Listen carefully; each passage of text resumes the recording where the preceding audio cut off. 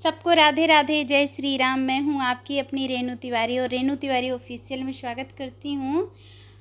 और अवधी लोकगीत सुनने के लिए प्लीज़ मेरे चैनल को सब्सक्राइब करना ना भूलें। अगर गीत अच्छा लगता है तो प्लीज़ शेयर करें गीत को और मेरा सपोर्ट करें।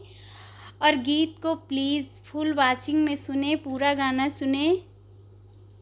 हाय दैया घरही माँ बैरन जेठनिया, हाय दैया घरही माँ बैरन जेठनिया, कहे के परैया में हम काजर पारी, माटी के परैया में हम काजर पारी। हाय दैया हौदा माँ पारई जेठनिया, हाय दैया हौदा माँ पारई जेठनिया, हाय दैया घरही माँ बैरन जेठनिया, हाय दैया घरही माँ बैरन जेठनिया।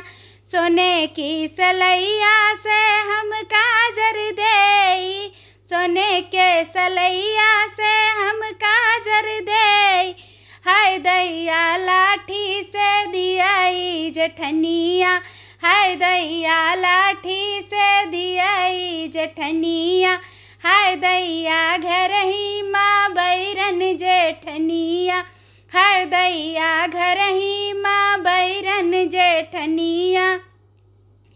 रेशम की रुमलिया से हम काजर पोंछी, रेशम की रुमलिया से हम काजर पोंछी, हाय दैया बोरा से पोंछई जेठनिया, हाय दैया बोरा से पोंछई जेठनिया, हाय दैया घरही माँ बैरन जेठनिया, हाय दैया घरही माँ बैरन जेठनिया।